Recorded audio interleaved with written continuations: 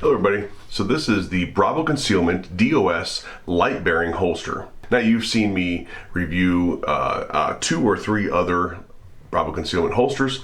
I have so many of them because I just really like the way they make their holsters.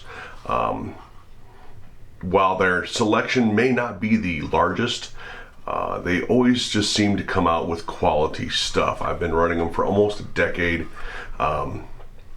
And this one really isn't any different. There's a couple pluses and minuses to this one, so let's get into those. So first of all, this is a inside the waistband holster, dedicated inside the waistband. As you can see, there's tons of points of adjustment here, up and down and everything else, and you can cant it and everything. I've ran this in several positions and several different variations. I've run this out here. I've run it with just this one, deleting this. There are several configurations you can run this in. It is of course Kydex construction. It is a light bearing and optic ready holster with a decent amount of retention here, right? You can see it's cut out in the bottom. You can even run a muzzle nut or a threaded barrel if you'd like. The light does not protrude out of the bottom. It is cut flush, and there's plenty of room for an optic there. They also have plenty of cutout here for a good grip as well. Now the definition is solid, the construction is solid, it's completely riveted together. There is no adjustment for retention as far as like the rubber grommets that you're used to seeing in some other holsters. This relies solely on its current definition, on the way it is molded to have the proper retention. As you can see, the sweat guard here, sweat guard comes up not too high, doesn't come up and mess with the optic at all, and it doesn't have any sharp edges on it or anything like that, which is nice. You know, one of the prerequisites for any kind of a reasonable inside the waistband holster is that the company cuts out and buffs all the potential sharp edges, which Bravo does a good job at right here. Now I have worn this in, as you can see with the cant here, I do have it set up to be canted a little bit for like a hip carry.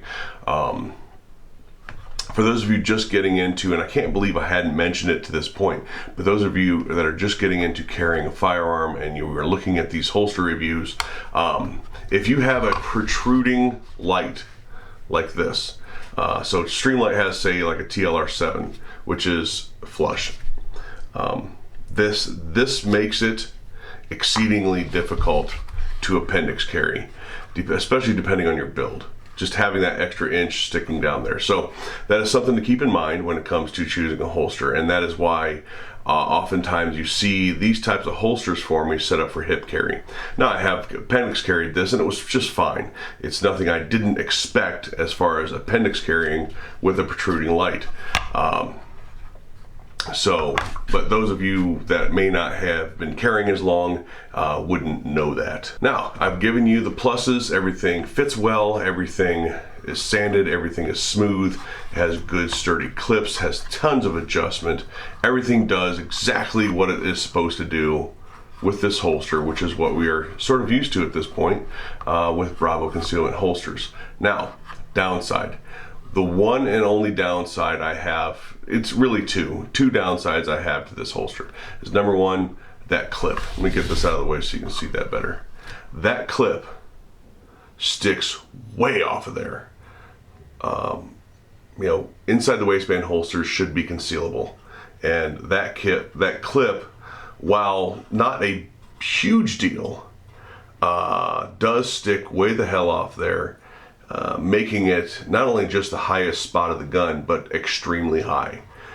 So if you are wearing a little bit tighter fitting shirts like your grunt styles and things of that nature, or 9-line or whatever, you may or may not, but you may see that to be a concealment issue. Now, one of the other things is holsters like this tend to be a large cavern, and I sort of wish that Bravo would have put an extra bend or something in it, because it is sort of weak. It is sort of weak. And if you're somebody that runs your belts relatively tight, you're going to have a little bit harder time reholstering with this holster because it tends to collapse down a little bit with a very tight belt. So those are really the two. If there was two issues I had, those are the two issues I have with this holster, and those are the only two issues I've ever had with this holster. It's of good quality, has good fit, has good finish, does everything it's supposed to do and does it well, has good retention, and of course it has a quality name behind it. So that is the Bravo Concealment Light Bearing DOS holster.